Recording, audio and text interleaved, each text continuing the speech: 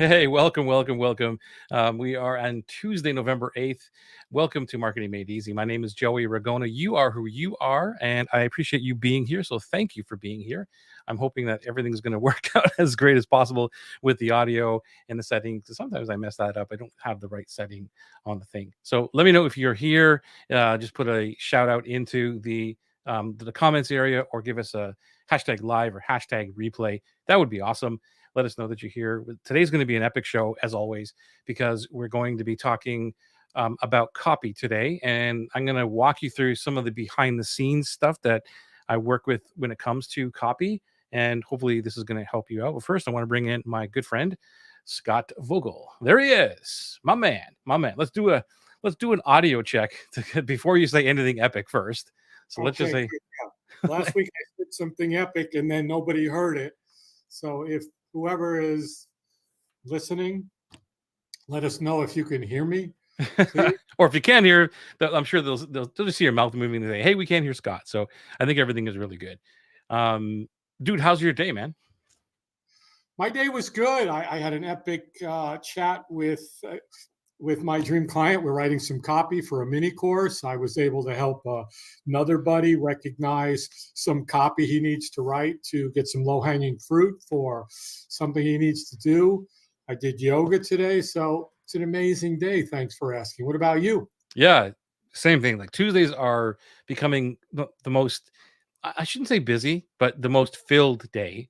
That's good. Uh-huh. That's a good way to put it. My battery is filled the most, I think, on Tuesdays I because like I've that. got a lot of coaching back to back to back to back, and then I end off the day with you. So it's just one of the most fulfilled days. So that's what I did all day. And same thing. Tuesdays, I get to finish my day with you after yoga. So, wow, powerful. Amazing. Thank you. So let's get into this. I thought that we would talk about some copy, go figure, because we like to talk about copy. And thanks for letting us know. By the way, if you are in the Facebook group, I think that's where you can change or give StreamYard permission so I can see your name. Because right now I got Facebook user. I like the fulfilled day. Don't know who you are, but thank you for That's that. Lorna. I can see Lorna in the group I'm in. So, Okay. So I don't know why sometimes it's a little tricky with StreamYard, but hi Lorna, thank you, and thank you for that. Thank you for being here. So, yeah, the fulfilled day is just amazing. well, Joey, I think it's because we're broadcasting to the Facebook group, to the Facebook page, to the YouTube, to the Twitter, and to the LinkedIn, right? I love putting the in front of everything, man. Like it's so classic. You know, Facebook started out that way, right? For Facebook, yeah. Yeah, yeah. Okay, cool, cool. It's Not like, too many people know that. yeah, lose the. Yeah, it's so funny. Gotta watch the movie. Yo, the movie is epic. I love that movie. I could watch it again and again and again. It's I've so watched it a couple of times. What yeah, a great story, great movie. I love the ending. I just really do. yeah. It's It's so great. Let's talk about that. Let's forget the copy thing. forget the copy. Let's talk about Facebook. No, let's do this. I'm going to show you behind the scenes, just inside my brain a little bit. We're not going to go through this entire mind map, but this is kind of one of the copywriting mind maps that I have. And I figured that we would jump into an area which is the lead copy thing that I think is pretty cool. And we probably won't even get really into all of this either, but we'll just kind of unpack it and see where it goes. I know you're going to have a lot of great suggestions and comments on this. And again, if you're watching us through live or even on the replay, let us know in the chat if you have any questions regarding this or anything. It doesn't really matter. But let's just jump right into this because I think that lead copy is one of the most powerful things that I've ever learned in copy. There's been so many lessons, but this is one of them. And it's so important for everybody to understand. And you may, if you're just learning this or you're not really copy geeks like Scott and I, uh, you may not wrap your head around the entire thing right now, and that's okay. I didn't get it either right at the beginning. So I just want to go through this anyway and see how this goes. Because there are two different lead tactics really in copy, and that is indirect and direct. And then when to use each lead basically depends on the market level of awareness. But we're not going to talk about that right now. I don't want to overwhelm you. because as I open up things, there's a lot more data behind here. But there's indirect and direct. And the difference here is these are the six story or the lead tactics or lead, however you want to call, whatever you want to call them. They are the story. There is proclamation or prediction. There is the secret, the problem and solution, the promise, and the offer. These are the top and basically the only type of lead in to the story or the conversation or the ad or whatever it is that you're doing. I'll stop there, Scott, and let you fill in some blanks here if you have any thoughts on this so far. Well, I love the way your mind works, and thank you for taking us into the mind of Joey Ragona. It's a pretty scary venture, Julie. I want to do a Vulcan mind meld one day, and that. It's like I'm going to credit Ray Romano for this, but I love this line. It's like two monkeys are in my head and they're all fighting for the same banana. But anyway, yeah. So, I like what you've got here is those six, because that's it: problem, solution, promise, offer, secret. Proclamation, prediction, and story. You pretty much pick any one of those and go with them. yeah. And that's going to drive your copy. And it's there's not much more to say about the actual six of those. Now, talk about direct and indirect, Joey. Yeah, I'm glad you brought that up. First of all, these are from Michael Masterson, I believe. I read that this in, I think it's Great Leads, and there's a couple of other books where he talks a lot about these. This is where I learned it from. And so indirect and direct is, and indirect is where you're not basically giving an offer. You're Right. indirectly influencing marketing, that kind of thing to people. And that's why you see those top three are just about a story. You're not really telling a story and then somebody's going to buy from you. The proclamation or prediction is about like whatever, next year in 2023, whatever, this is not going to work anymore, like that kind of thing. Whatever it is you're doing, and you're just kind of indirectly, I'm going to use the word selling, but you're not giving an offer per se at the end of that. And then there's the secret, and then there's other levels of this, but we'll see how far we get into this. The secret is the same thing. I want to share a secret with you about this thing, and you're indirectly again influencing someone to come into your world. And direct is obvious. Here's the problem you've got. Here's the solution that I have for you, and then here's the promise that I can make for you, and here's the offer for this thing. And the interesting thing, I'm glad you brought this up, man. So glad you brought this up.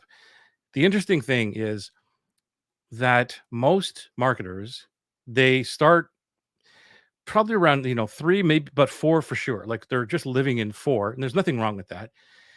And they concentrate there, but then they jump to the offer. Like they just go right from here to here. And we'll talk hopefully about why that's a mistake and why they're not making sales. So did that answer the question? Well, yeah, and the way I look at them, Joey, is when I look at the indirect, to me, those are like searched for. If somebody's like doing searches in that and just kind of stumbles upon it, I want them to hear a story, a proclamation, a prediction, a secret to pique their interest. Where to me, in the direct one, it's somebody that is searching. They got a problem. Look, my foot hurts. What do I do? And they stumble on it. It's like, look, if your foot hurts, here's the solution. And that to me is kind of the difference that I see with the indirect and direct. Maybe I do have, yeah. So Mark Ford. So there's the. Just give. I thought there was more here. Yeah. Okay. So I thought there was a little bit more. Sometimes I put notes in here just to remind myself of some stuff. Um, but okay. So let's look at this. Let's look at the story. So this is the most indirect. This will probably answer a lot of your question too, or what you said, Scott, is like this is basically the most indirect way that you could introduce yourself to somebody, and Right. this is the most powerful when used properly, and it's Oh, yeah. how to write a story lead. So let me explain. Let me open this up a little bit more. The reason that this is really powerful is because everyone loves stories and they relate to them, and this engages the reader. That this is where they know nothing about you. So this is why it's called indirect, because you show up on Facebook feed or whatever, they find you on Instagram or something like that, and you place the reader in the position of the protagonist of the story, right? That's the whole idea of this. And if you do this correctly, then they will hopefully feel that the only logical conclusion to the story is to buy your product. Like I said, there's not always a direct correlation to the story and an offer, because there is also the levels of awareness. And this is kind of where my brain went with it. I should have had that other uh, demonstration up, because I married the two, like the lead, what we're talking about now, and then where they fall into the levels of awareness. But I mean, we can go down this rabbit hole for, like, how it goes. Oh yeah. But that's for me an indirect. This story lives in the unaware stage of the levels of awareness. Yeah. Somebody You're doesn't know you, and you're just like, "Hi, my name is Scott, or my name is Joey, and one day I went through a plate glass window and I survived, and here's the lesson I took from it that helped me grow my business." You know what I mean? It's like, wait a minute, I want to know that story. That was a good one, Joey. That was a good bridge. I went through a plate glass window, and here's how I built my business. I want to But it's absolutely true. Like, it's absolutely true. I know. I was writing a story today. I was writing a story today, and it had to do with a professional ballerina, a ballet dancer. She got into an accident. Somebody was manipulating her neck to show a demonstration, and the next day her whole left side was paralyzed. The doctors came in and said, "You'll never dance again. That's it. You're going to be in a wheelchair." She's like, "Okay, my life is over. Why would I want to live anymore?" And there's the story right there. There's no offer yet. There's no anything. And people are like, "Oh my God, what?" And then this, and the doctors gave up. They shrugged their shoulders. And then one day I started to will my toe to move, and it didn't. But then one day, one toe moved. And so, yeah, it's powerful stuff. Go. Yeah, cool. Okay, so that's what this is all about. Then how to write a story leads. Let me see how much is, I don't know. Like, I mean, see, we can unpack these so much, but we won't really go down, because I try and want to get through as much of this as possible. But here's how to write a story lead. Use only one main point and use a recognizable theme. And be sure that you tie the story back into your sales message, which, hey, I just kind of did that now. Like, here's how this basically helped me grow my business, or whatever it was. So that's kind of how you write the story lead. Let me just see how much more is here. Yeah, okay. So this is kind of important, because I see this a lot, and I used to do this a lot too. I kind of sometimes do fall out of this, but like multiple morals of the story, it confuses and dilutes the power of the message. Like, I'm all about one thing, one thing, one thing. And holy crap, like, I've seen so much copy, especially people that use newsletters. Like, I know what newsletters are for. There's a moment for that, of a newsletter thing, because here's what we did this week, and pick your journey. But I see it like constantly, like that's the main theme of the copy every single time they send out copy. And I don't know if that's really a great idea. What are your thoughts? I don't think it's a good idea at all. It's too confusing. I mean, if you're going to do multiple things, do multiple letters, multiple blogs, multiple emails, stick with one thing. As we've talked about, a confused mind does nothing. They leave, they click the X, because especially in this day and age, Joey, we are so overwhelmed with so much information that I say to people, just one thing, that's it. Work on one thing, like we talk about, one big idea, nothing else. Yeah. That's it. And flush that out. Then if you want something else, do it somewhere else. Yeah, exactly. All right, moving on. The proclamation or the prediction. This is kind of a fun one. Here, let me actually close this up so we don't get so confused. So the proclamation or prediction. We don't get confused with more than one thing, Joey. Right. Exactly. This is where it's an interruptive lead. It's kind of those bold promises or bold things, like I don't know, whatever it is. The end of the end of marketing. 2023 will be the end of marketing forever. Like, whatever. Like, it makes a statement and a declaration or a prediction, and it must be big and bold, because this is where you're going to get attention, and it needs to be emotionally relevant to your prospects, like something that they care about the most. And if you don't make any mention of the sale, this is where you don't make any mention of the sale until the prediction has been proven. And this is where I see a lot of problems as well, because people will make a prediction, and I'm not talking about the prediction in the general sense of it. It's just like it's a subtle prediction. They don't know they're doing the prediction, and then they make a big promise, and then they try to drive somebody to the sale, I should say. Right. So, um, do you use any of these type of things like when you're in your marketing? I don't use predictions. That's just not. I just not done that. I've read it. I've seen it. I play with it. But for me, writing copy, I don't predict. That's just not my style. Yeah. Okay. Cool. These are, by the way, lead ins. These are more of a lot of have to do with headlines to get the attention. Not always. I mean, in this case, it is like this is the end of whatever or whatever it is. It's um This is the end of Facebook ads. yeah, this yeah, Oh, exactly. Google AdWords done forever. So here's the thing: like, if they must be big and bold, boring, bordering on the unbelievable. Don't be timid. The most detailed and specific, the more believability and impact you'll have when you do these kind of things. So you got to be very careful on how you do this. So don't just play around with just making something up, but make it very specific to your audience if you're going to make this kind of a prediction type of thing. Let's see what else is in here. It has to have a direct impact on your prospects. Let's see here. Don't make any mention of the sale. What does that mean? Oh, there's nothing in there. Okay, so Joey, let's close that guy. And how to write a prediction. Quickly build your proclamation or prediction and make it believable as possible. So that's how we write the prediction lead. Any questions on any of this stuff, let us know in the chat. Let us know you're here by hashtag live, hashtag replay.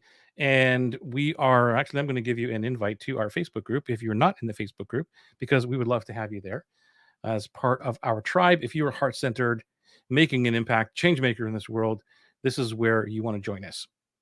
Back and to Joe, this. Collie, Yes, sir.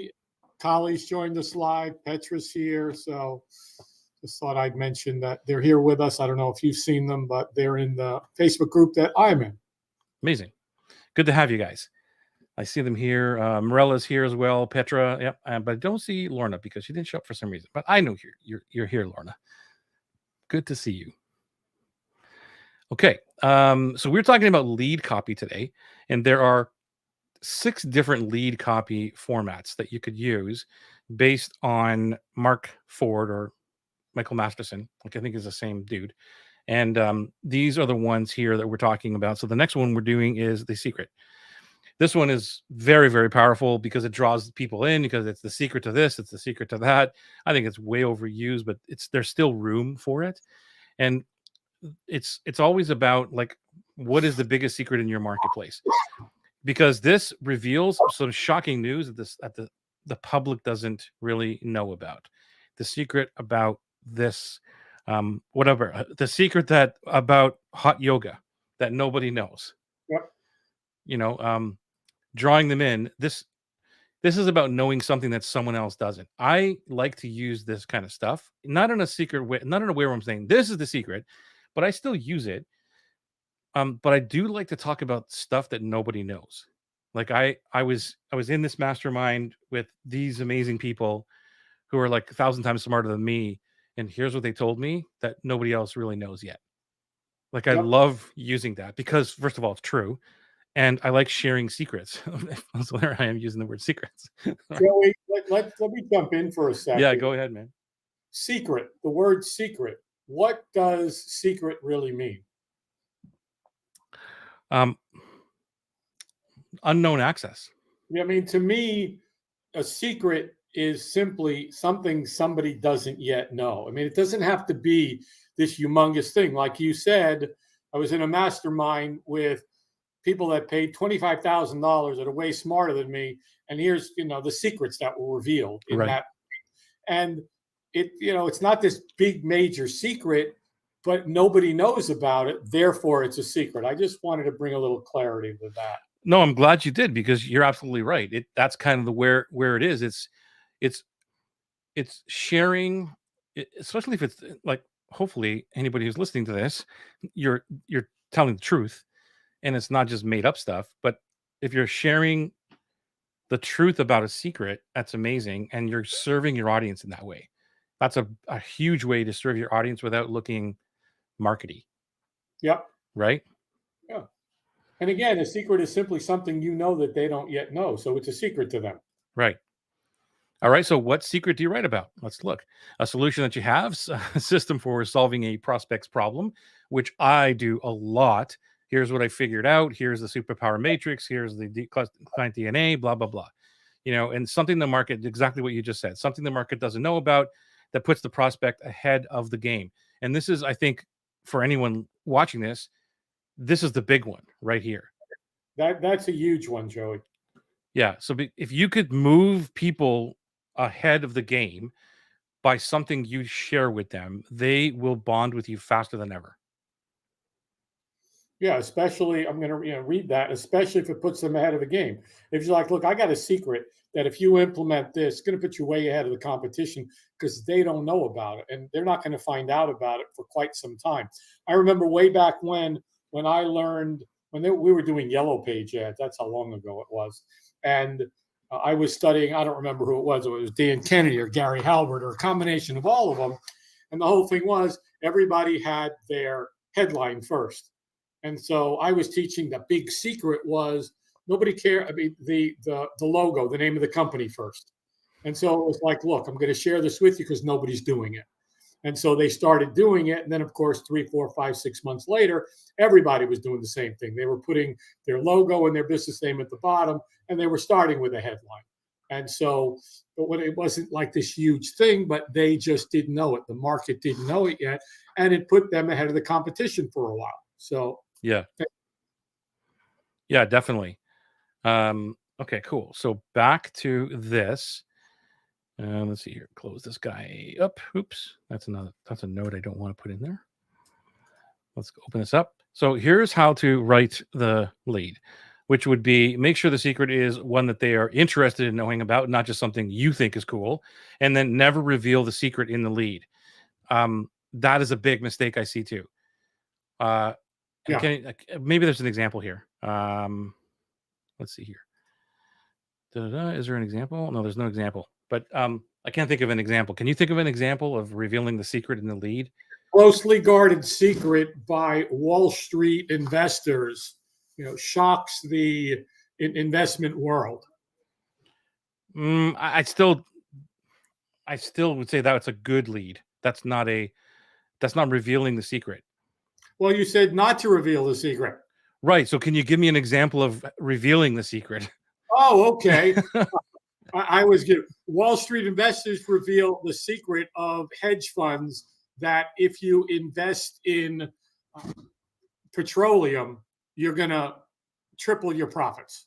So that's great. If the secret, Wall Street, yeah, you're right. Like Wall Street dudes share the secret of petroleum hedge funds that can make you rich overnight, like that kind of thing. Yeah. It tells you right in the thing that's what it is.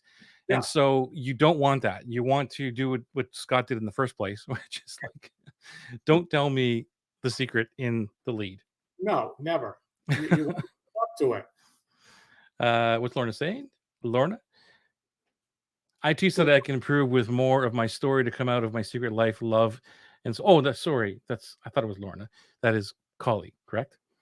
Well, Lorna said no real questions yet. I can see where I can improve my messaging with more of my stories. I've been thinking about them, though. And then Collie followed up with, yes, Lorna, I too see that I can improve with more of my story to come out of my secret life. Love and solos. Gotcha. Perfect. All right. So we are there. The secret. Let's close that one. So then we get into the direct ones. This is where they're moving along the path. So let's talk a little bit about the stages. So these two are in the unaware stages. They kind of marry the two. Like, so basically what I think, this is my own thoughts, that these two live in the unaware and the problem aware stage. That they're like, for sure the story is down at the unaware stage. And then if they know, like, and trust you and they hear your story, then you can come in with a proclamation prediction. But Here's the reason I'm saying this, and I'd like to know what your thought is, Scott. If nobody knows you, and for some odd reason they get into you get into their feed, or like, I'll just use as an example, and you send them an ad with a proclamation or prediction. It's interruptive, it's great, but they have no idea who you are, and you're going to lose credibility. Like, actually, you don't even have credibility yet with them. They're going to say, like, who the hell is this person?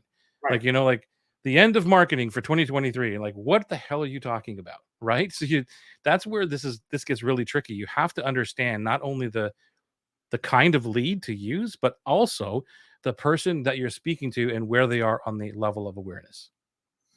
Agreed completely. Yeah, you can't do a proclamation prediction with an audience that doesn't know who you are. It's only people that know you, trust you, like you. Then you've got credibility. Without it, it's like I don't give a care what you're predicting or what you think or what you're saying. Yeah, and this is why we see a lot of marketers fail, because Yeah, they start with the problem and solution and they send it to cold audiences. We've heard this a billion times, right? Whereas, like, well, if they only knew, then they would buy my thing. But this right. is why I wanted to share this, because you're skipping these other pieces, and it doesn't mean you have to do all of them. But if you're speaking to a cold audience with the problem solution, even though you know what the problem is, say, hey, you got back pain, like whatever, it's not the right place to do it. Like, that person has no idea who you are, and all you're doing is putting yourself in front of in the same mix of competition that's doing the same thing to them. Whereas if you started up here in the indirect area, that's when you can penetrate the market a lot easier. What do you Totally. think? I agree with you. Starting with the warm up of the stories and those types where you begin telling stories and you share what you learned, how you learned, your journey, your turning point, what happened to you, how did you come to know this stuff, so that there's some credibility built up before we go into anything with, well, here's the problem and here's the solution. Unfortunately, it's drive cold traffic to a landing page, tell them what the problem is, give them the solution, and make them the offer. That's not going to work because they don't know who you are. They don't believe you yet. You've got to warm them up. It's got to be like dating. They've got to get to know you first before you even think about, let's go out on a date. Let's build up some trust. And again, it kind of goes back to, you've talked about the levels of awareness. And I'd like you to just go through those, Joey, if you could, because some that are listening this for the first time that are not familiar with the levels of awareness, if you could just like kind of quickly go through those. I thank you. I will. And you gave me a little bit of time actually to pull up the document that I was talking about to reference. It'll be so much easier if I just share this guy with you. Good. That's what I wanted you to do. Thank you. So this is the lead copy decision tree that, like I said, I married the levels of awareness and what we're talking about right now. And you can see there right on the screen that the story proclamation and the proclamation slash secret, like, they're all kind of merged together. So if someone is in the unaware market, then they're on the levels of awareness. They're in the indirect stage, like number one, like I'm looking at the top here. And so if you looked at the bottom and you say, okay, do they know me? And if the answer is yes, then you can move ahead and say, okay, I'm going to start with the proclamation or the secret, because they already know me and they've heard a little bit about my story. But if they don't know, then the best two to use are the story and the proclamation below. And that's how it works. So to answer Scott's question of the levels of awareness is, where are they in terms of knowing what their problem is and what a solution is? And the unaware market to me is not the greatest market to be in, because it's so much education, time, and money to get there, to get them to understand that first of all they have a problem. Now, if you're in the problem aware stage, you kind of know you have a problem. Hey, I've got back pain, and that's it. But you don't know that there's a solution. You're like, whatever, I'm going to have to live with this for the rest of my life. And then if you move ahead and you find that there are solutions, and let's say that you have back pain and you don't want to do surgery. Like, I don't want to do it because there's no other way except if I get surgery. Well, then you're stuck there. But then somebody comes along and says, "Did you know that you can actually fix your back pain with yoga or whatever?" Right? And now they're looking for a solution. how to fix back pain doing yoga or something like that. I'm just making this up. I don't know if that's true or not. Probably It is. is, right? Right, Scott? Yeah, it is. So Okay, you're doing good. good. So then they like, okay, I want to do yoga to fix my back pain, but there's so many products, and I'm calling products and services the same thing. There's so Yep. many products and services that offer this, and teachers and healers and all these things. I don't know who to choose. And they're in the product aware stage, which is a great stage to be in because they're already looking for a solution. They're like, I'm solution. I know there's a solution. I just don't know who to pick yet. And that is a great market to be in. And then the most aware is when they are ready to buy. They're like, you know what? I like Scott. He's the guy who can teach me how to fix my back with yoga. I'm just waiting for the right time for me to do it, or for my finances to come in, or whatever it is, or for the best deal or an offer that Scott puts out. So those are the levels of awareness. Thank you for reviewing the levels of awareness. They make so much sense on what you need to do. If people are unaware, they have to come to know you. They have to come to trust you. That's where stories come in, and that's where we need to go there. And you've got it laid out wonderful here. When they're aware there's a problem, then you can kind of make what you've got here a proclamation, or a secret that they don't know about, because they've got this problem. They've looked for solutions, and it's like, huh, maybe this guy knows something, and it just continues down. If they are aware there's a solution, they start to trust you. And I like the way you put them both together, Joey. Thank Great you. job. Thank you. Yeah, and you can see there on the top that it starts with the indirect, and the more you move towards the most aware, which is like, hey, I'm ready to buy, just give me the right offer. It's more of a direct sale, and that's why you see on the bottom, the total bottom, where the story leads is what we're talking about today. Talk right about it, like the offer promise. Like I don't need story, I don't need the secret. Just give me the offer, give me the promise, right? And that's Yep. but there's a problem, and this is why I wanted to share this with everyone too, because most marketers, they enter the stage of problem aware. Like that's where they are, and there's nothing wrong with that. However, they jump from problem aware right to most aware, Yep. and they skip everything else. They like, okay, is this your problem? Yes, great. Come out to my car. I've got the solution. I've got a couple of bottles of pills that'll help you with your back or whatever the hell it is, right? Yeah. Yep. And they skip the whole thing. They don't understand the levels of awareness. And for me, I think this was the most powerful thing I ever learned was the levels of awareness and how to really identify what those are. And then layer on, imagine Scott layering on top of this the chain of beliefs, right? You took the words right out of my mouth, Joey. I was like, that's where the chain of beliefs comes in. Right. Man, we could go like so deep with this stuff. It is. I was on with my dream client. We were talking about it. And she goes, yeah, the chain of beliefs. I was like, exactly. Because we were looking at the course we're developing, and we were looking at the copy. And it was like, okay, we got to look at the chain of beliefs as we're writing this. And I'm like, exactly. And we were, so it all like chain of beliefs and levels of awareness and lead copy and this and secrets and proclamation and story and that. It just, when you get it all and then you put it together, it's just this, all this is moving around and each feeds the other. It's just becomes so powerful, rather than I write a headline and then I do this and then I do this and then I make my offer and my guarantee and my scarcity and my PS. Okay, I'm good. No. Yeah, because I mean, I when I'm asking somebody or they're asking me about like what should I write, or they come into write marketing copy or something, and they're like, hey, here's the what I've been writing. I ask them where they get it, and they get it from templates that are modeling somebody else. And there's nothing wrong with modeling, but what the Oh, problem is they don't understand where their market is. And that's why this, for me, I use these cheat sheets all the time. And it's like, okay, well, I always ask myself, where is this person on this level of awareness? And then I just look down to, okay, do they like me? Well, I think so. So then I'm going to move into the secret or the promise, right? So I use this all the time. Or did they like me? Well, not yet. So I'm going to use proclamation or a secret type of headlines. So that's why I put this together. It was really for myself. And I'm like, okay, well, maybe somebody else needs to hear this too. well, isn't most of what we do for ourselves first? Yes, for sure. Okay, so let's go back to this. And I think we're in the problem and solution thing, aren't we?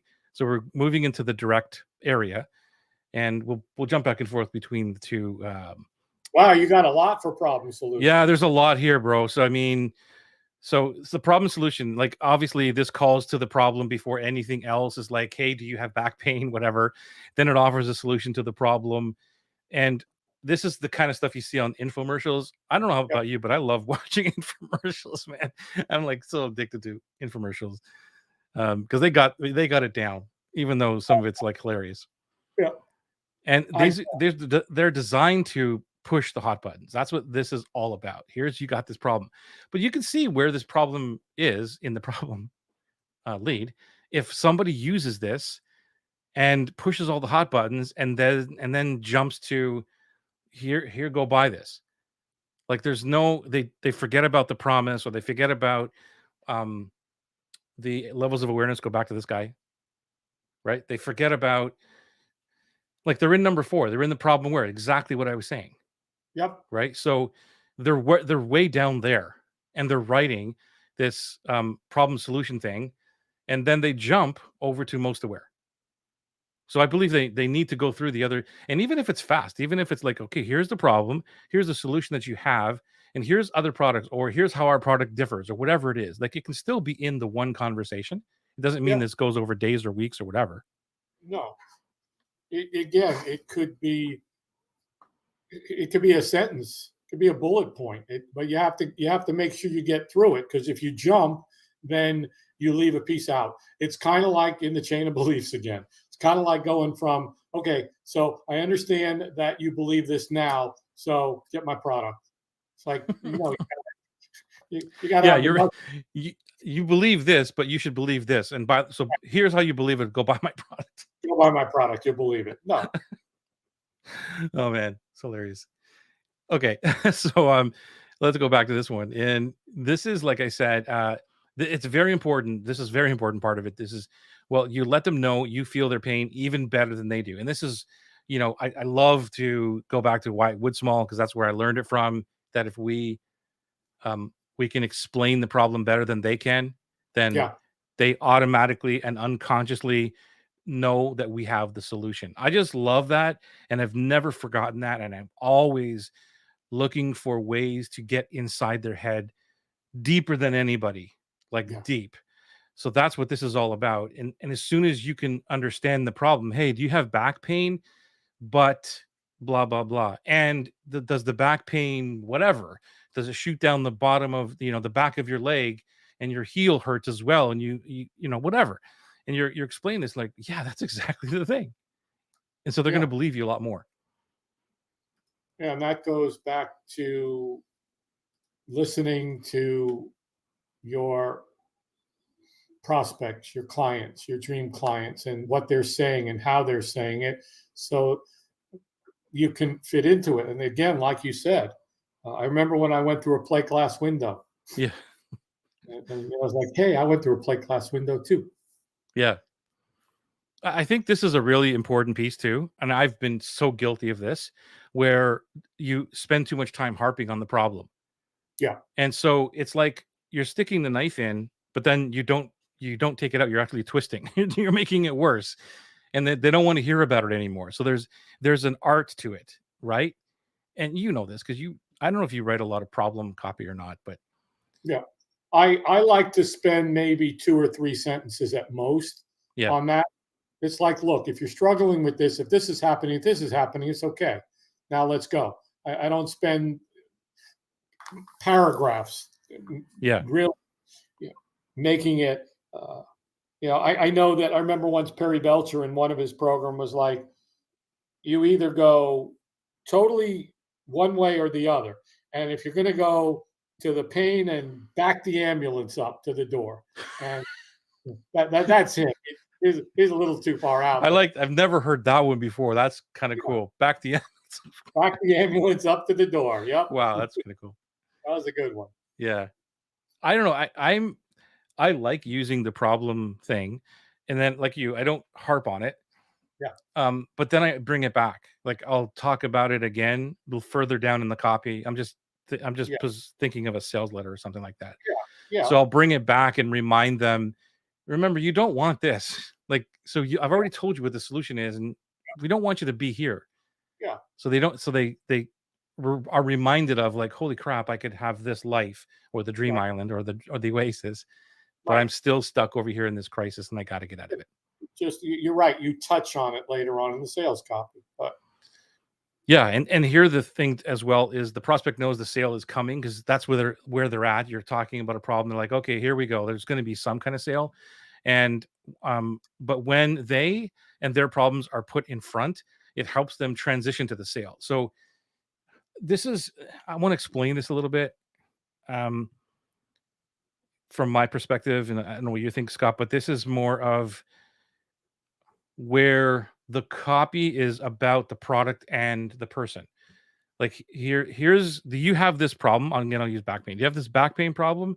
Well, I had back pain problem too, and here's how I fixed it. And I have all these degrees in fixing back pain. I've helped a million people, and they go into this whole thing all about them. And then they say, because I helped all these people, then here's what I did and built this program, and here's how the program's gonna. You know what I mean? It's all about them. yeah. Now that's a mistake because there are places for now. I don't know what your thoughts are, but to me, it's like it's got to be about them. Well, to me, there's got to be the small piece about how you came to know this, Hmm. but then it's got to be all about them or all about others. And again, you and I both know the I test going through, and Yeah. where is I, me, we, us, as opposed to you, you're, them, and they. And anytime we're talking about I, how do we turn it into them? And to me, Right. the only place is I call it the connection story when we're connecting. And it's like, look, here's what happened to me, and here's how I came to know this. But now let's talk about you. So fully in agreement. Yeah, it's just that I think we spend, and I've done it too, is like we just spend too much time on it, on our story, when nobody really cares. They care that, like remember when we broke down the profit first video and Yeah, we went through the copy, and then yeah, we realized that okay, where where do they care about me and who I am? It was way down in the copy. yeah, It was like, first of all, here's what I'm teaching you this because I suck at bookkeeping or whatever too, and never really was in tune with money. Like that's it. Like that's the connection piece of it right there. Like that's me too. But then if I would have went into more of like, and here's the reason why. So my business went bankrupt, and like for me, I'd be like bored already. Like I don't really care about you, bro. Like tell me about like how this is going to help me. And then down like after you say here's the problem, here's how it fixed it, here's how you can use it too, and then that's when, in my mind, in my opinion, it's like, great, I love this. And who the hell are you to tell me this? That's when you come in and say, and here's why you should listen to me. right. Okay. Right. Yeah. Once you've gotten them to believe that, okay, you've got something now. Why should I believe you? Totally. Right. Right. Where the people mostly try to sell themselves at the top. That's what this is. To me, that's what this is all about. Yep. Okay, so I don't know what's here. When writing copy for this lead type, drive home the problem in the headline and the deck copy. And so can you explain? I'll let you explain what deck copy is. Well, to me, the deck copy is right after the headline. It's the top of the deck. It's the top of the stack. Is here's the problem, and I need to get to it right there at the top of the deck. That's what I know it as. Right. Yeah, that's right. It's right there on top of or underneath the headline, like a sub headline of some sort too, Yeah, sub headline. paragraph or whatever. Yeah, And you it's don't not. leave them hanging either on this section. So No. you drive home the problem in the headline and deck copy, but then you don't leave them hanging. So make sure you tell them that it's obviously not their fault and many others in the situation. They're not alone, this kind of thing. Yep. Yep. Cool. Yeah, that to me has to happen. All of that, like in the first 4, 5 sentences, all of that. Right. All right. We are gonna get through this. I didn't think we'd get through this, but we're kind of speeding through it. Cool. So the promise now, this is where let me go back to this if you're just joining us. And by the way, if you are just joining us, let us know #live or #replay if you are watching wherever you are. And if you like what you're seeing, maybe smash the bell, give us a like or a thumbs up or something like that. Let us know. And the algorithms, all the magic behind the scenes to let everyone know that we're doing an awesome job and giving some great value for you. That would help us. The promise. So we're at the promise that we're in the decision tree. Where am I here? The decision tree. Um, is right around the solution aware. So they already know, and they're already looking for a solution. They know there's a solution out there, and they're also maybe product aware. Like, I know I can get my back fixed without surgery, and that's a pretty darn good headline. Fix your back without Oh, I get surgery. your back. It is a good headline. Back Get your back without surgery. Fix your Sure. back without surgery. So, okay. There we go. We just wrote some copy for anybody who's fixing back. Somebody that teaches yoga or holistic or teaches you how to walk properly, it'll fix your back. Yeah. And so, well, let me think. See, this is where I don't even know. Like, going back to, so if you said, this is a great example of a live brainstorm that we're doing. Fix your back without surgery. Let's go back to the here. Okay, so proclamation, problem and solution. It would be, That's a proclamation to me. yeah, that's what I thought. Yeah. So it's down here. And so, And that's big and bold, Joey. Fix your back without surgery. yeah, and so then if you're there, fix your back without surgery, and they turn and say, "What are you talking about? You're full of crap. I don't understand." That's when you say, "Well, a lot of people didn't know that yoga actually does it." And yoga, you can probably do a class for like $10 or something like that. You know what I mean? And if you did a couple of those, or you spent $10 a class for every single week, that would be X amount of dollars for a year. Well, how much does a surgery cost? Like, this is what the medical industry doesn't want you to know. Yep. There you go. There's the secret right there. Right. Just making stuff up on the fly. The secret doctors don't want you to know about back pain and surgery. Yeah, how to fix your back, but a Yep. way to fix your back that doctors don't want you to know. Right. Okay, but we just get into this, man. We're just brainstorming. I love copy so much. Okay. We Let's were see. in the promise, Joey, and then you went back to the problem solution. All right, cool. Let's go back to the promise. All right, this is the promise. This is the one that's most overused. This is where I see a lot of copy, and this is where you do not mention your product. It makes the promise of the benefit, and use this. This is why I showed you the decision tree and the levels of awareness. Is you only use this when people know, like, and trust you. However, you and I see this all the time, man. People just use this one because Right. it's like, hey, I could fix your back pain, but they Right. don't know and like and trust you. Right. And this is where everybody enters the market, right? Joey, you said something earlier that I want to really come back to. You said that you use these every time you write copy. And for anybody listening, live or on the replay, hashtag live, hashtag replay, anybody listening, watching, it is so important. You and I have written copy for years and thousands of them. When I sit to write copy, I go back and pull up.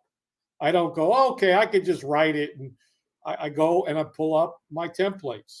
Yep. Again, when I'm engaging with somebody and I'm helping them build a dream business, I Nice. simply open to, okay, we're going to talk about the chain of beliefs.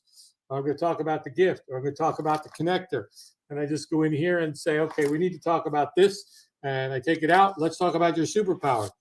I can't remember all this stuff. I learned that from you too. Was like, I can't hold all this crap in my head. Yeah. So again, my superpowers are here. This is here.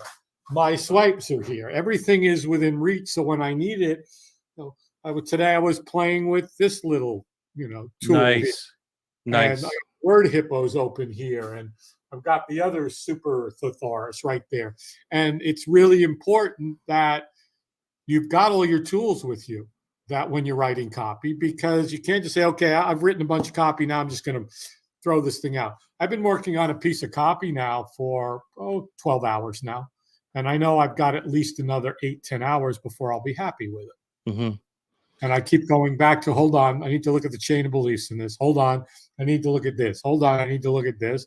I need to go look at my 18 steps. I need to go look at the connection story, because just wanted to make that point really important, that whatever you're using that you learn from, you got to keep going back to it. no Yeah, matter how and many. thank you for that, because I mean, you know as well as I do that even the best copywriters in the world, alive and dead, use they don't start with a blank page. They don't. No, They start with all these cheat sheets, and they start with this stuff. So it's like, if they're doing it, why shouldn't we do it?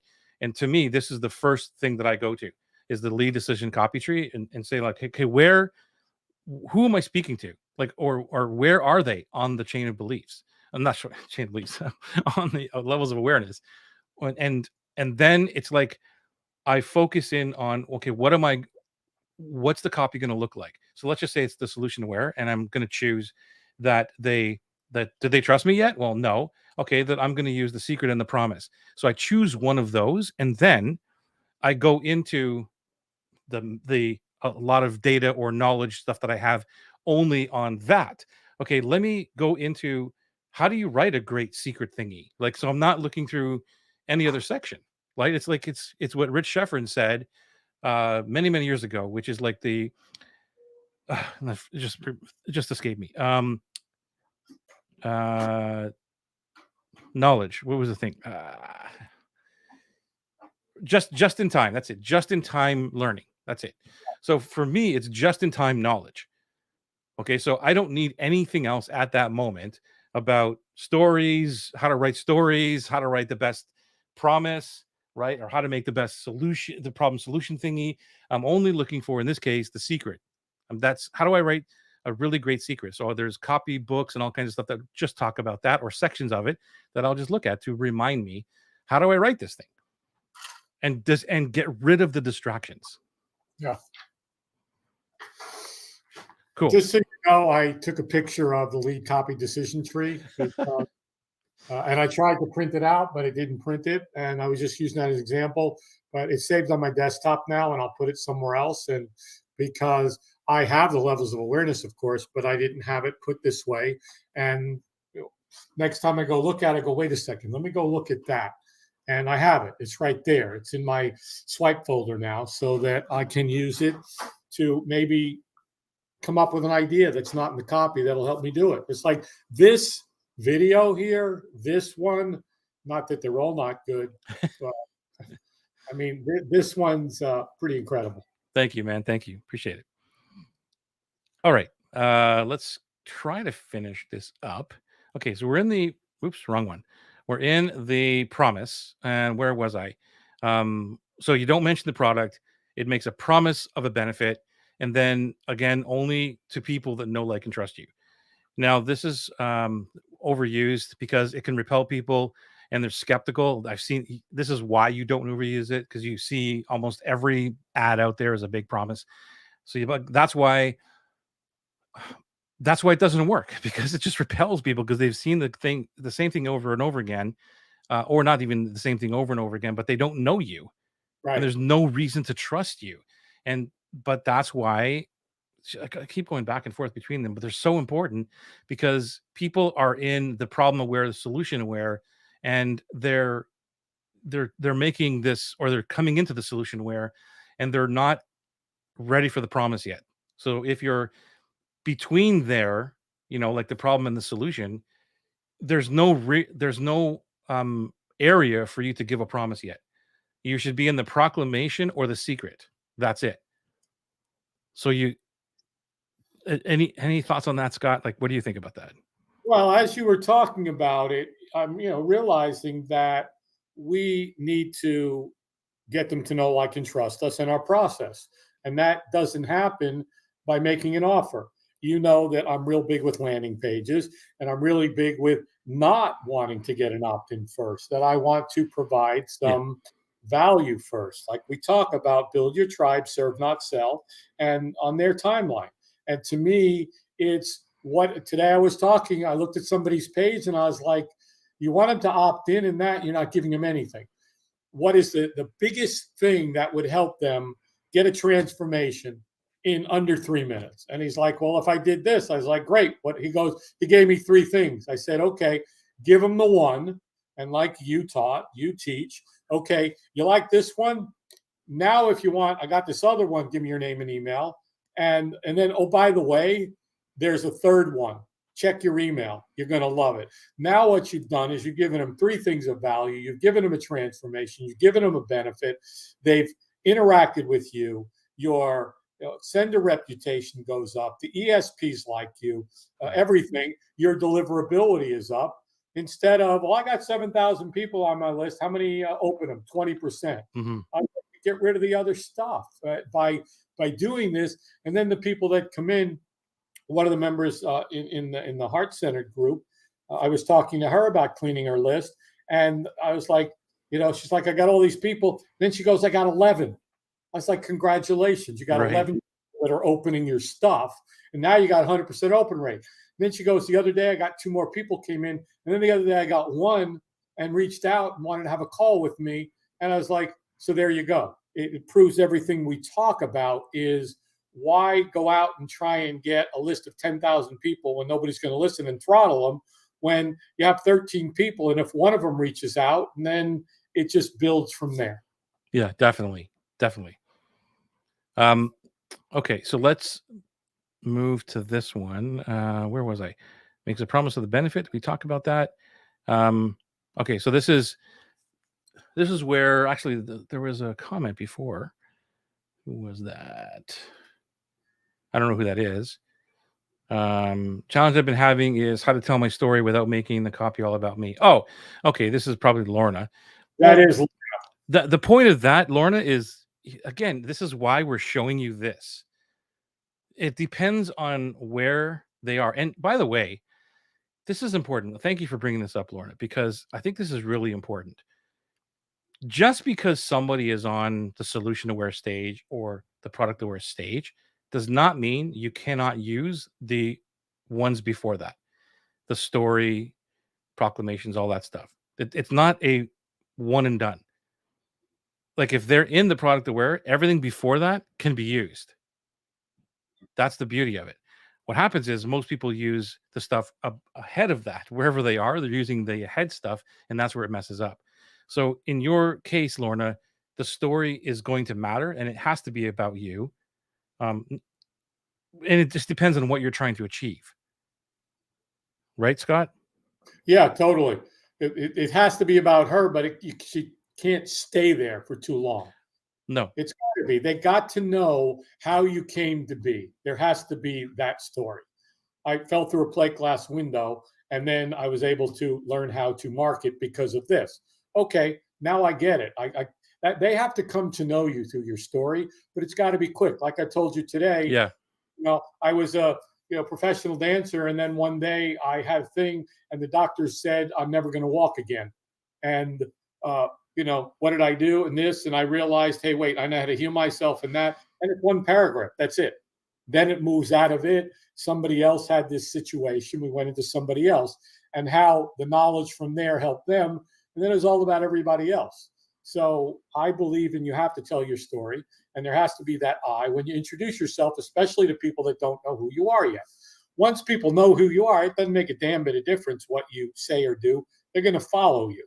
Like now, if you say do something, people are like, okay, why? Joey told me to do it. Before, Joey was a scumbag. Well, he wasn't, but okay. And by the way, for anybody watching, there was a testimonial from somebody that said Joey's not a scumbag. That's why. It's on my main page. You can go see it there. It's epic from Jeff. I love it. Kind of like the testimonial I have from one, and it's like, Scott, you're amazing and you're horrible. I think the story, like, again, these are rabbit holes we can go down. Forever, but when we're telling the story, we have to be very careful of, like you said, going way too long and into major detail. And I think that if you get to the major points very quickly, that if there is some kind of detail that you haven't really explored or you should, then your audience will ask. They'll say, I don't understand, like, how did that, or what did that kind of thing. And I mean, I tell the story all the time with Kajabi every month when I do the customer workshop, like how I got there and all that kind of stuff. And I'm already like, holy crap, how many times I'm going to tell this story? Yeah. But I go through it really quickly, but not too quickly. And I'm thinking that maybe this is too long, but it never is. It's every time I do it, it's like I get these comments like, wow, this is like so amazing. But all I'm doing is hitting major points. I help my clients fire me. I don't tell them how I help them fire me. I just get to the points very, very quickly. And here's what happened. And then in 2020, so it's if you're telling a story about yourself, try to just get to the major points and move on. Agreed. Um, Yeah, that's you want to take that one, Scott? so Collies here. So great it is this to watch two amazing men be who they truly authentically are and bring and share their passion. How great is this? So amazing, so truly amazing. Wow. Love and soul love. Oh, Thank thank you, you. Collie. That's just that's wonderful. That really is that warms my heart. That feeds my soul. That's just incredible. Thank you. Okay, so back to the promise is again, it's the biggest benefit that your product delivers, and it must be believable, and it has to be relevant, obviously, and must be unique. Unique benefits or operates in a unique way, something that they can't get anywhere else. This area here is like a whole other discussion, and it's if you get this right, then you don't have to worry about being in the competitive market. It's so the benefit is there. They want to know it. They believe it. It's relevant to them, but then it's unique. Like I've never heard that before. I Yeah. want to know more. But this is hard. It's not easy to do.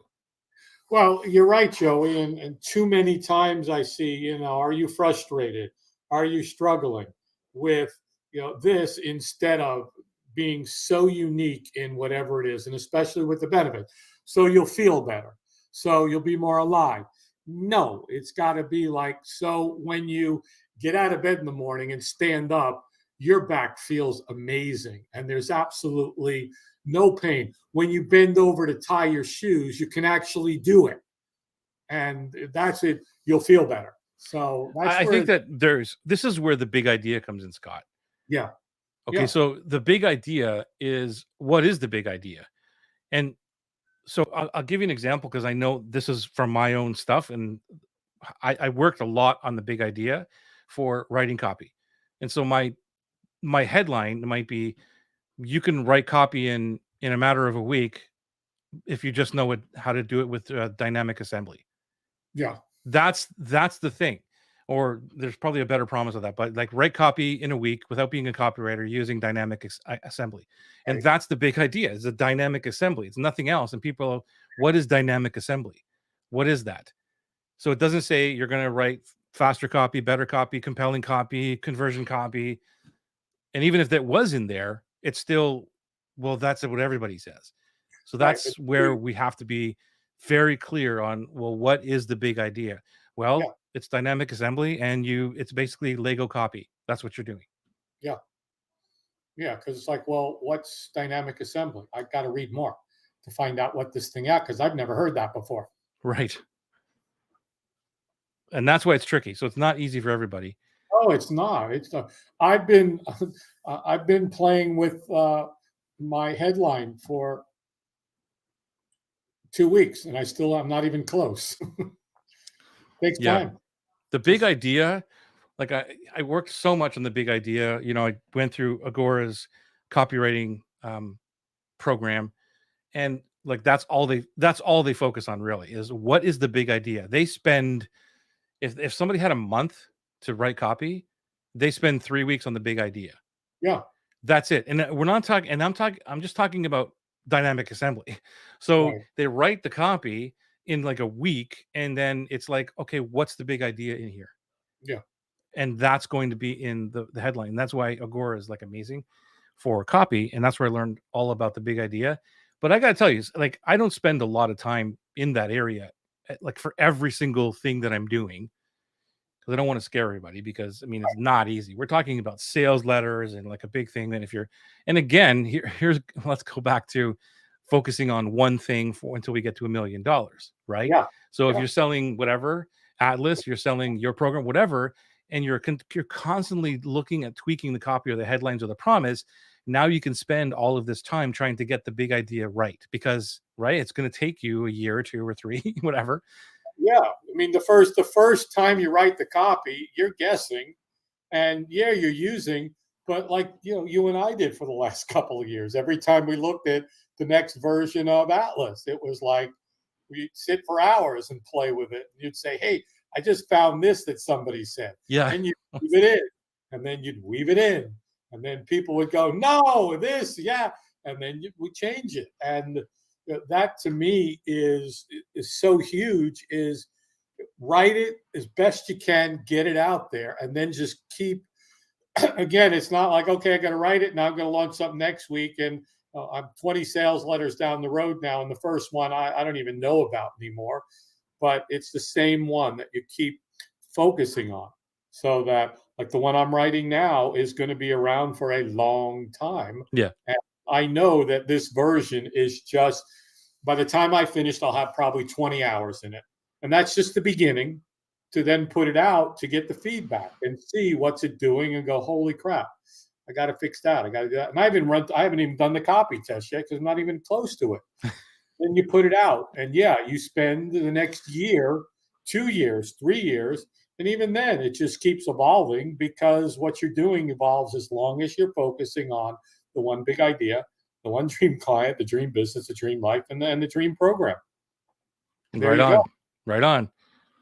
Okay, so we are almost through this. Let's go to this guy here, which is the offer. Okay, so this is where everybody wants to get to when they talk about the offer.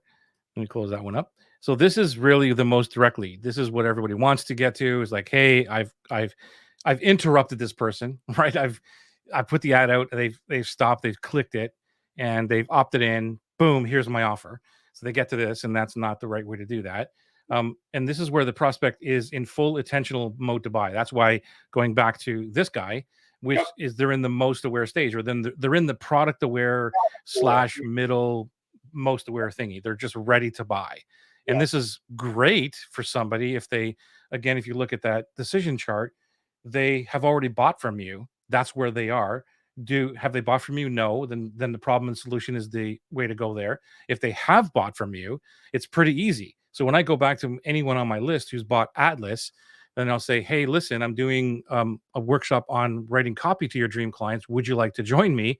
I don't have to sell them on anything. I don't have to build up, because they already know, like, and trust me. Hopefully, Yeah. they've learned something through Atlas or whatever, and they're like, yeah, I want to know more about that. And that's the easiest kind of sale we can have. But you have to build up to that level.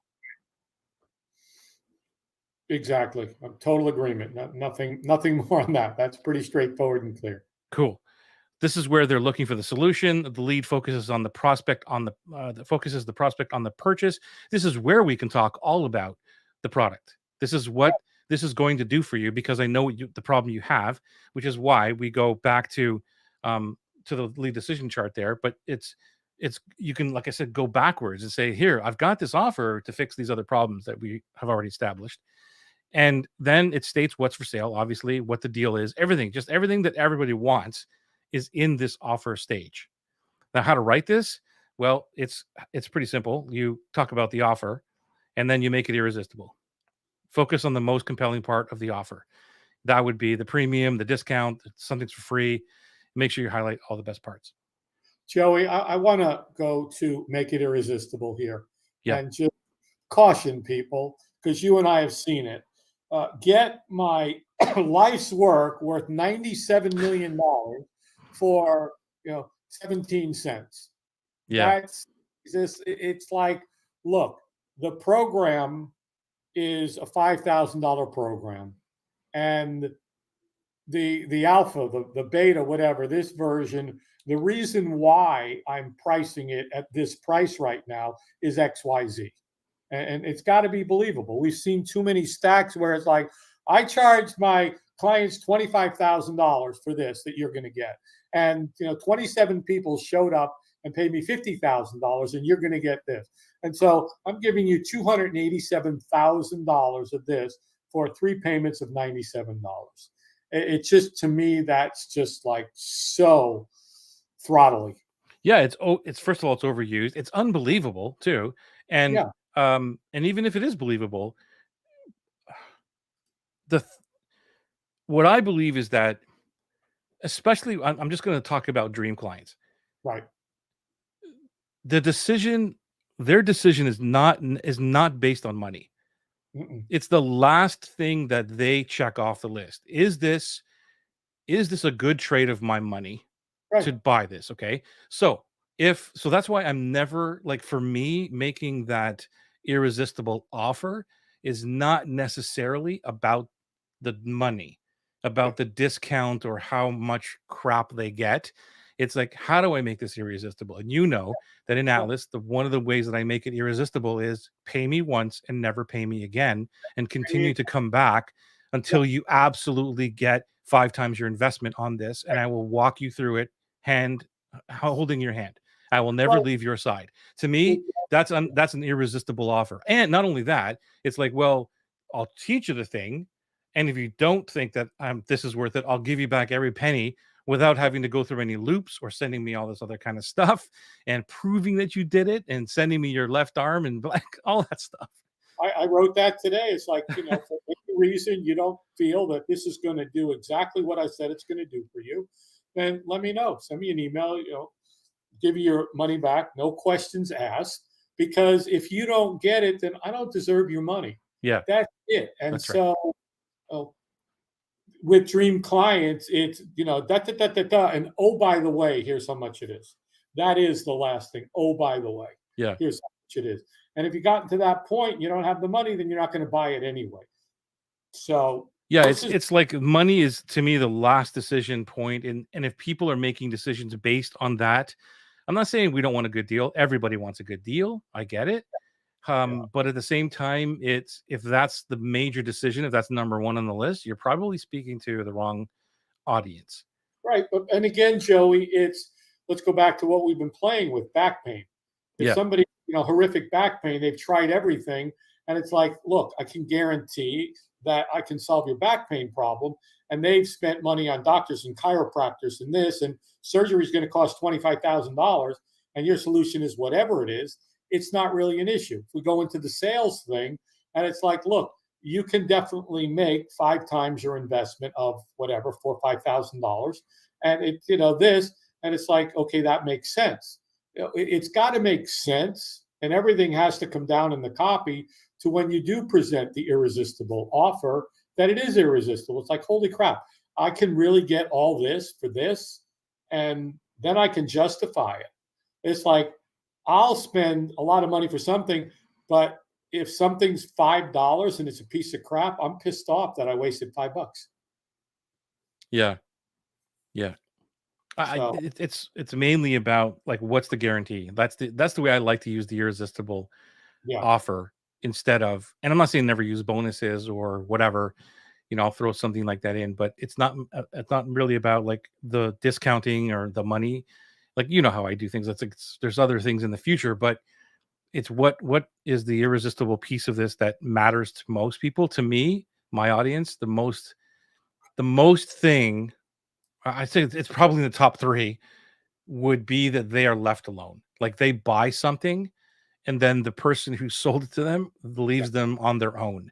So to me, if I can include that as, no, I'm not, we're not breaking up. This is a relationship for life yeah, until you leave. Okay, I'm never going to leave you, no matter what you say or do. Okay, um, they need, if they understand that and they feel safe with that relationship or that promise, then that's the irresistible offer. How can I go wrong if I don't get it in the next 90 days, like he's saying? Because I do make that kind of promise, like, hey, within 90 days you could have this, but sometimes it's not going to happen. But I don't have to worry about it, because then I'm not going to get charged anymore to come back to this thing. I read a sales letter today, and I looked at the guarantee, and the guarantee said, since you can consume this product in a few hours, and there is no guarantee. You Oh don't my ever. god. I was like, you know what? If you consume my stuff and you want your money back and you're going to steal from me, you're going to do it anyway. So here's your money back.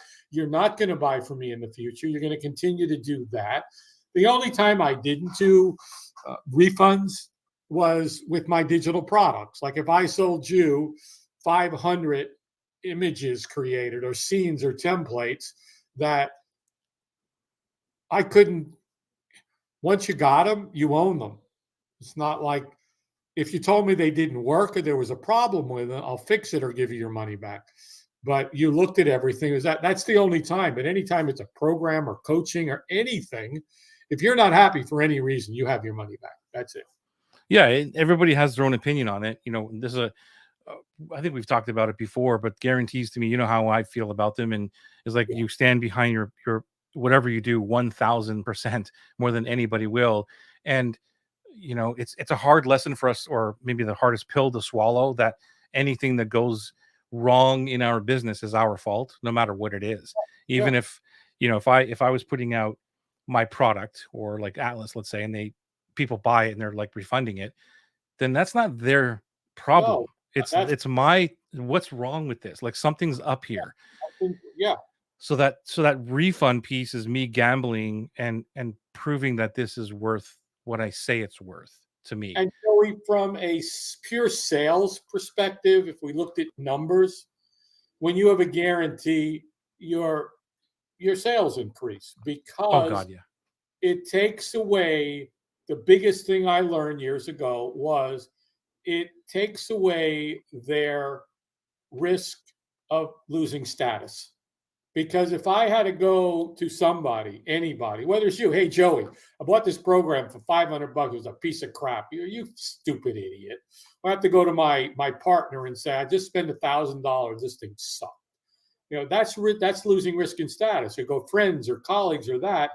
You don't want that. But it's like, look, I just invested $1,000 and but I don't like it, but I get my money back. Oh, that's okay. Right, So right, right. that's the importance of the guarantee. And it's you're right, because I mean, in this day and age, like, you can't get away with not having a guarantee. I guess people try it, but it's like you're gonna lose. You're gonna lose in this marketplace, and especially if see, here's the counterpoint to what you just said about whatever giving refunds on assets doesn't really matter. But right, the thing that where my brain goes is that if you don't have a guarantee, and I don't care for what it is, and you right. have your whatever excuse you have or reason why, and that person loses status or whatever, and they're pissed off at you, that's marketing that you don't want out there. That's talk that you don't want people to be talking about. It's like, yeah, I did this and couldn't get my money back, whatever, right? Where it goes back to the thing I just said, that if you do have people buying your stuff and you're getting a lot of refund requests, something is wrong. There's Yeah, not a lot of people who are out there who are targeting you to rip you off. Like, that's no, not what's going to happen. It will happen once or twice, but if it's a repeating pattern, that's yeah. your problem. I told you a story years ago when I sold a physical business builder toolkit from the platform, and it was like $497, and did very well with it. And I remember one came back once a year later, and if somebody asked for a refund, they said it didn't work for them. And I just happened to be in the office that day, and I looked at it. It was in the original shrink wrap. Yeah. Of course it didn't work for them. And again, I honored it a year later. It wasn't like, well, you only have this many days and this and that and that. I say if at any time you decide this isn't for you, and because who wants the somebody going out and saying, well, the guy promised this and that, and it's a piece of crap and that. No, he's not going to go say, well, I never used it. All they're going to say is, well, I didn't get my money back.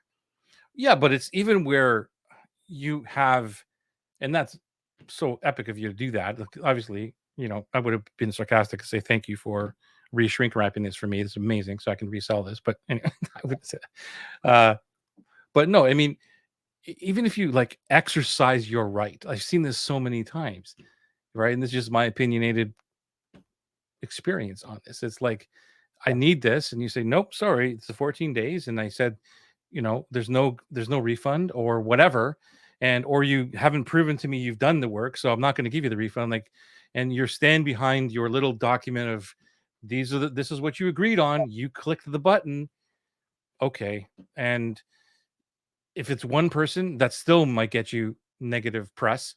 But Oh yeah. imagine that happens all the time, and you just stand behind your thing and go, "I'm sorry, you click the you click the agreement. I'm not giving you your money back." That ain't You know, good, man. we're we're in a world that's consumed by social media, And in the old days, it was no big deal because you go to a meeting and tell 10, 20 people. Now you post something and Everybody knows within seconds. seconds. That's not what I think anybody wants. And that's not what we teach. That's not what we believe in. And with that, we are at the end of our broadcast for today. So this was we went just through a little bit of the mind map of the copywriting master, just a little bit of pieces here for the lead copy. Hopefully you enjoyed it as much as we liked walking through this with you. I know we only touched on some of the surface level pieces for you, but by the way, if you want to talk more about copy or want to have some help with your copy, coming into the Facebook group is right here, where you can join us if you're heart-centered and you are making an impact in the world. You're a change maker. Scott and I are in there talking about anything that you want to talk about. Amazing humans in there as well. We'd love to have you in there if you are not already a member. Anything that you want to say before we head off for another Tuesday night? I just want to say that this was another incredible live of Marketing Made Easy, and so much was covered in here. I'm going to say anyone that needs to write any copy, watch this one. But there's how many episodes now, Joey? Where are we at? 145. 145, which means 145, 152, 150, 50, 156, 11 in 11 weeks. It'll be 3 years that we've been doing this. This is amazing, man. It's truly amazing that, and again, it's just an example to anybody that what we come up with here, we do it for everybody. But like we talk about, I say something and you say something, and it's like, wait a second, to just do this and get out there and talk about your stuff and put it out to the world, it's going to help you no matter what. Amazing way to end it. Thank you, Scott. Thank you as always. We'll see you next Tuesday. We will see you next Tuesday, hopefully. And thank you for being here. Thank you for being a support of this broadcast. And by the way, if you want to join us in the group, we'd love to have you.